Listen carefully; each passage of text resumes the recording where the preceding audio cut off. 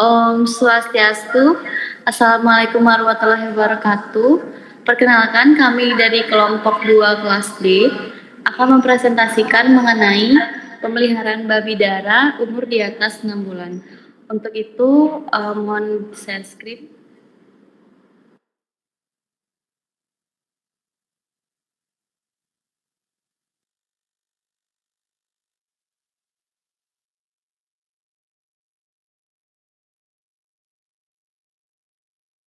Baik, kami dari kelompok 2 akan mempresentasikan mengenai pemeliharaan babi dara umur 6 bulan ke atas.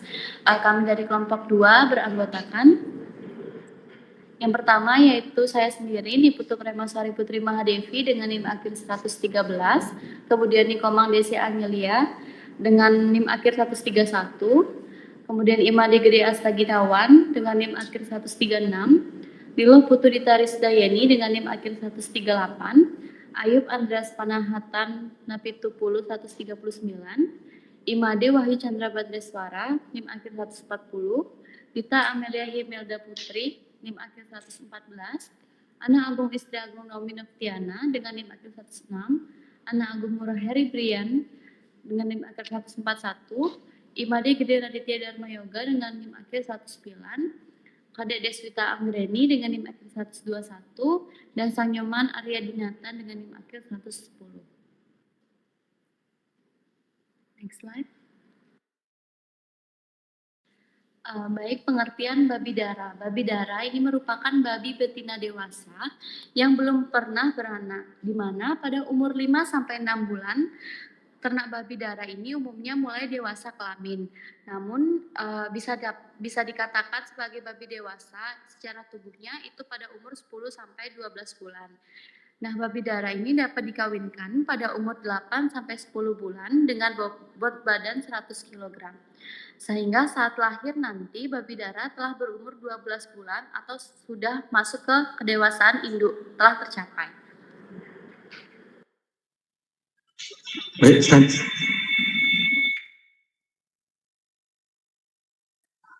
selanjutnya akan saya lanjutkan. Lama birahi berlangsung 1-5 hari atau rata-rata 2-3 hari. Apabila babi tidak bunting, gejala birahi berulang setiap 21 hari. Bisa next slide. Ciri-ciri babi dara. Nah, untuk ciri-ciri babi dara di sini hampir sama seperti babi biasa. Hanya perbedaannya pada istilah yang dimana seekor babi betina belum pernah dikawinkan.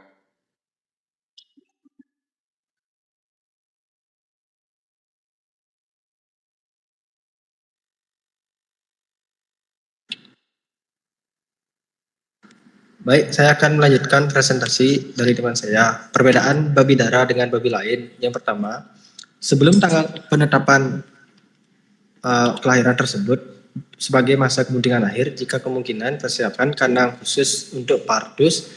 Pada akhir kebuntingan ini, babi dara atau calon induk tidak dicampur dengan induk kering atau babi lainnya.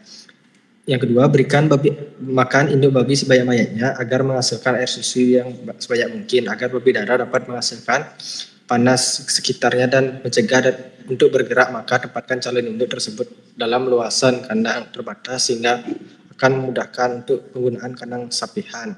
Yang ketiga, jumlah konsumsi induk babi tergantung pada suhu lingkungan. Suhu kandang yang ideal untuk induk babi yang sedang bunting ialah 64-68 derajat Fahrenheit.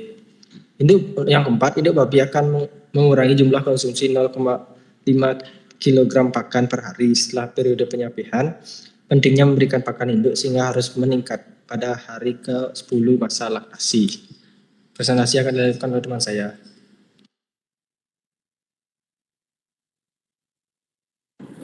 Baik, presentasi saya akan lanjutkan yaitu perbedaan babi dara dengan babi lain. Yang kelima, perkawinan babi dara maupun babi induk yang dilakukan berdasarkan puncak birahi pada babi dara dapat menimbulkan perbedaan pada performan anak yang dilahirkan oleh babi dara maupun babi induk. Yang keenam, dari segi kematian embrio dapat disebabkan oleh tidak seimbangnya jumlah ovum yang dikeluarkan dari ovarium dengan ovum yang dapat dibuahi. Banyaknya ovum yang diovaluasikan pada babi induk lebih tinggi daripada babi dara, sehingga babi induk cenderung lebih banyak mengalami kematian embrio.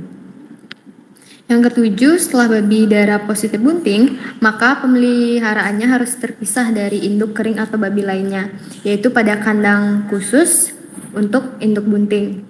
Yang terakhir atau yang kedelapan, segera setelah babi darah dikawinkan secara cepat, perlu dilakukan pengecekan setiap 20 hingga 21 hari selama 2 kali berturut-turut untuk memastikan kebuntingan sudah terjadi, yaitu tidak memperlihatkan tanda-tanda estrus. Terima kasih.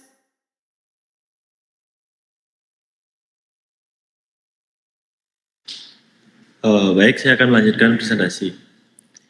Tata cara penanganan babi darah yang tidak birahi. Untuk penanganan babi darah yang tidak dalam keadaan birahi, berikut adalah beberapa langkah yang dapat diambil. Yang pertama itu pemisahan.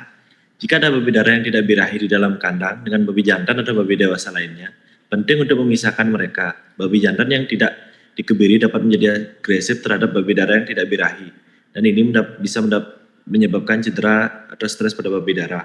Yang kedua, kondisi lingkungan yang baik. Pastikan kandang dan lingkungan babi darah terjaga dengan baik. Berikan tempat berteduh yang memadai, suhu yang nyaman, kebersihan yang baik, serta ventilasi yang cukup. Hal ini akan bantu mengurangi stres dan membuat babi darah merasa nyaman. Yang ketiga, pemberian makanan dan air. Pastikan babi darah memiliki akses yang memadai ke makanan dan air bersih. Berikan pakan yang kaya nutrisi sesuai dengan kebutuhan mereka. Juga pastikan pakan dan air selalu tersedia dengan baik agar mereka tidak mengalami kelaparan atau dehidrasi. Yang keempat, yaitu perhatian dan stimulasi. Berikan perhatian yang memadai kepada babi darah dan memberikan waktu untuk bermain dan berinteraksi dengan mereka. Babi darah yang tidak birahi masih membutuhkan stimulasi mental dan fisik untuk pertumbuhan dan perkembangan yang sehat. Yang kelima, pemantauan kesehatan. Amati babi darah secara teratur untuk memastikan mereka dalam kondisi sehat. Perhatikan tanda-tanda penyakit atau masalah kesehatan lainnya. Jika Anda mencurigai adanya masalah, segera konsultasikan dengan dokter hewan. Dan yang keenam, ada kebiri. Dalam beberapa kasus, kebiri dapat menjadi solusi untuk mengendalikan siklus birahi pada babi darah.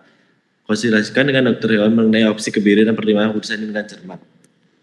Terima kasih.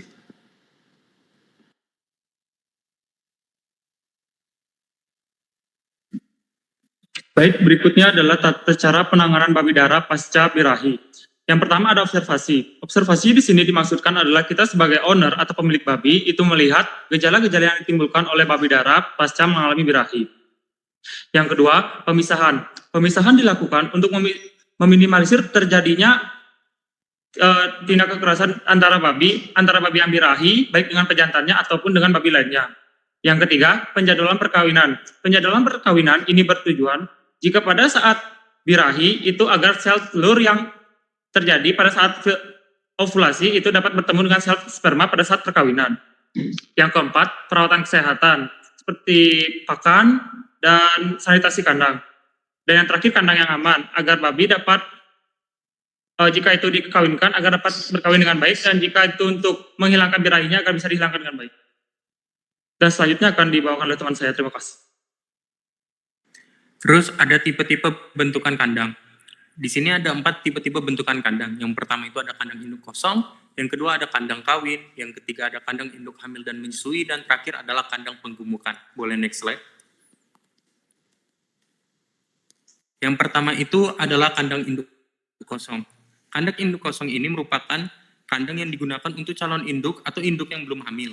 Kandang ini dapat berupa kandang individual atau kandang kelompok. Kegunaan dari kandang induk kosong adalah untuk mempersiapkan calon induk agar siap untuk dikawinkan dan hamil. Selain itu, kandang induk kosong juga dapat digunakan untuk memisahkan induk yang sedang tidak hamil dari induk yang sedang hamil dan menyusui. Kandang induk kosong harus dibuat dengan ukuran yang sesuai dengan kebutuhan ternak dan harus memenuhi kriteria kenyamanan dan kualitas pertumbuhan pada babi. Yang kedua itu ada kandang kawin. Kandang kawin pada babi adalah kandang yang digunakan untuk memasangkan babi jantan dengan babi betina untuk melakukan proses perkawinan. Kandang kawin ini dapat berupa kandang individual atau kandang kelompok. Kegunaan dari kandang kawin adalah untuk memastikan bahwasannya babi jantan dan babi betina yang akan dikawinkan berada dalam satu kandang yang sama dan dapat melakukan proses perkawinan dengan aman dan terkontrol. Selain itu, kandang kawin juga dapat meminimalkan risiko terjadinya pertarungan antar babi yang dapat menyebabkan cedera atau bahkan kematian. Untuk 3 dan 4-nya akan dibahas oleh teman saya. Terima kasih. Baik, selanjutnya saya akan menjelaskan dari kandang induk hamil dan menyusui. Kandang induk hamil pada babi adalah kandang yang digunakan untuk menampung induk babi yang sedang hamil. Kandang ini dapat berupa kandang individual atau kandang kelompok. Kegunaan dari kandang induk hamil adalah untuk memberi tempat yang aman dan nyaman bagi induk babi yang sedang hamil, sehingga melahirkan babi dengan sehat dan selamat. Selain itu, kandang induk hamil juga dapat memudahkan peternak dalam memberi pakan dan perawatan yang lebih terfokus pada induk babi yang sedang hamil. Kandang induk hamil harus dibuat dengan ukuran yang sesuai dengan kebutuhan ternak yang harus memenuhi kriteria kenyamanan dan kualitas pertumbuhan pada babi. Biasanya, kandang individual akan lebih optimal untuk kandang induk, calon induk, dan induk menyusui atau yang sedang hamil. Selain itu, kandang ini juga dilengkapi dengan fasilitas yang memadai seperti tempat makan dan minum, serta ventilasi yang baik untuk menjaga kesehatan babi. Dan peternak juga harus memperhatikan kebersihan kandang dan memberikan perawatan yang baik pada induk babi yang sedang hamil dan untuk menjaga kesehatan dan kualitas pertumbuhan anak babi yang akan lahir. Yang keempat ada kandang penggembukan. Kandang penggembukan pada babi adalah kandang yang digunakan untuk memelihara babi yang sedang dalam proses penggembukan. Kandang ini juga dapat berupa kandang individual atau kandang kelompok. Kegunaan dari kandang penggembukan adalah untuk memberikan tempat yang nyaman bagi babi yang sedang proses penggembukan sehingga memastikan bahwa babi dapat asupan pakan yang cukup berkualitas dan untuk mempercepat pertumbuhan dan penambahan berat badan. Selain itu, kandang penggembukan juga memudahkan peternak dalam memberikan pakan dan perawatan yang terfokus pada penggembukan. Kandang penggembukan harus dibuat dengan ukuran yang sesuai dengan kebutuhan ternak dan harus memudahkan kriteria yang nyaman dan kualitas pertumbuhan pada babi. Biasanya, kandang kelompok akan lebih optimal untuk kandang penggembukan dengan luas kandang minimal 1,4 meter persegi per ekor. Selain itu, kandang ini juga harus dilengkapi dengan fasilitas yang memadai seperti tempat pakan dan minum, serta kebersihan kandang dan memberi perawatan yang baik pada babi yang sedang dalam proses penggembukan. Baik, terima kasih. Selanjutnya akan dilanjutkan oleh teman saya. Terima kasih atas waktunya. Syarat kandang yang baik itu harus mendapatkan cukup sinar matahari, bersih dan kering. Ventilasinya harus baik, drainase di dalam atau di luar kandangnya juga harus baik. Dan dalam satu kandang, seperti yang dibilang oleh teman saya, babi harus sejenis dan seragam. Kandang juga harus dilengkapi alat dan perlengkapan kandang yang memadai, seperti tempat makan dan minum, bak air, bak penampungan kotoran, dan pintu kandang. Boleh tolong di next?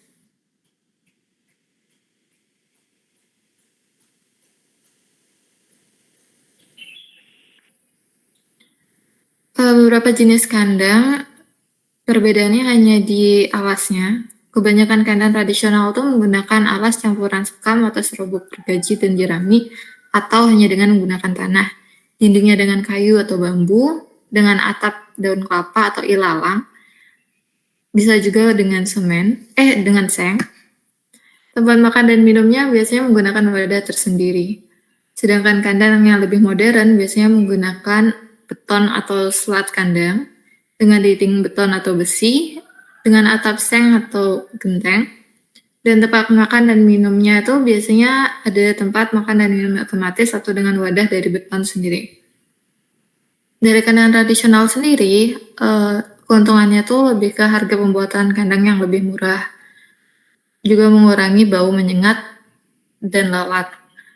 Dia lebih irit dalam penggunaan air karena kalau kandang dari sekam tuh hanya perlu dibersihkan beberapa minggu sekali.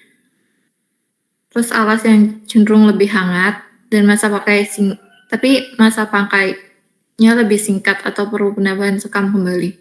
Sedangkan kandang yang lebih modern, itu pembuatan kandangnya tentu saja jauh lebih mahal, tapi sanitasinya lebih terjaga. Lebih banyak memerlukan air dan wajib dibersihkan 2 kali sehari untuk menjaga kebersihan kandang. Alasnya cenderung menjadi lebih sejuk karena disiram setiap hari. Dan masa bangunannya cenderung lebih tahan lama dan cocok untuk skala produksi besar. Selanjutnya dilanjutkan oleh rekan saya.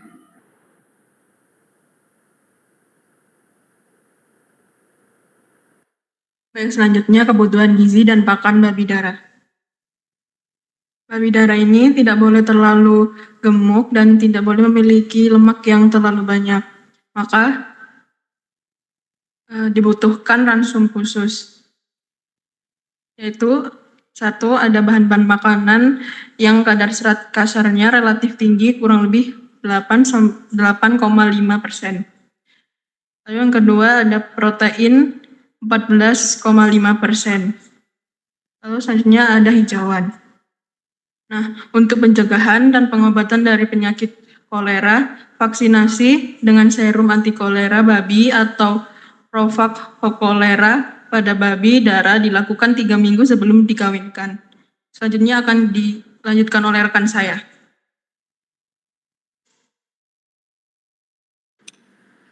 Baik, saya akan melanjutkan materi dari penanganan limbah dari babi. Sebenarnya untuk penanganan limbah pada babi darah maupun babi lainnya itu sama saja. Untuk penanganan limbahnya yang pertama yaitu mengumpulkan kotoran, kemudian kotoran tersebut dikeringkan dengan sinar matahari, kemudian akan menjadi pupuk kering dan akan bisa dijual sebagai pupuk kering. Lalu yang kedua yaitu menumpuk kotorannya, kemudian kotorannya itu bisa menjadi pupuk kompos.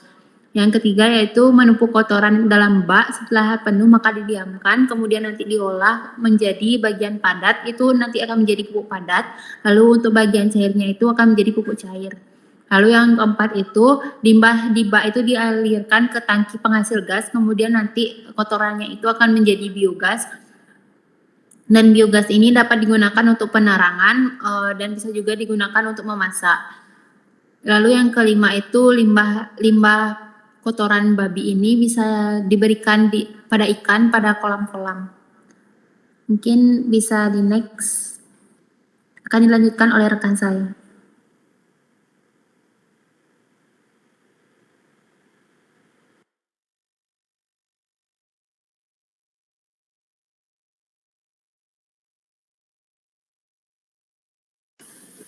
Yang selanjutnya, biosecurity pada babi darah. Biosecurity adalah satu langkah manajemen yang harus dilakukan oleh peternak untuk mencegah bibit penyakit yang masuk ke dalam peternakan dan untuk mencegah penyakit yang ada di peternakan keluar menulari peternakan yang lain atau masyarakat sekitar. Tujuan dari biosecurity adalah mencegah semua kemungkinan penularan dan penyebaran penyakit. Penerapan biosecurity pada seluruh sektor peternakan akan mengurangi risiko penyebaran mikroorganisme penyebab penyakit yang mengancam sektor tersebut. Komponen utama dari biosecurity adalah yang pertama ada isolasi. Isolasi merupakan suatu tindakan mencegah kontak antara hewan pada suatu area atau lingkungan disinfeksi. Yang kedua ada kontrol lintas, merupakan tindakan pencegahan penularan penyakit yang dibawa oleh alat angkut hewan selain ternak, misalnya anjing, kucing, hewan liar, dan burung, ataupun pengunjung. Yang ketiga ada sanitasi. Sanitasi merupakan tindakan pencegahan terhadap kontaminasi yang disebabkan oleh feses. Sekian dari saya.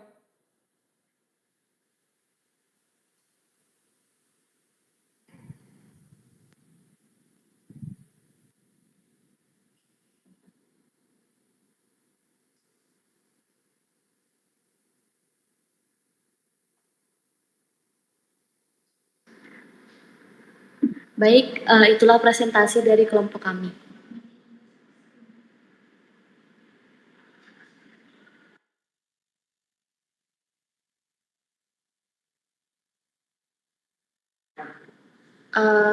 Saya tutup dengan Paramasanti.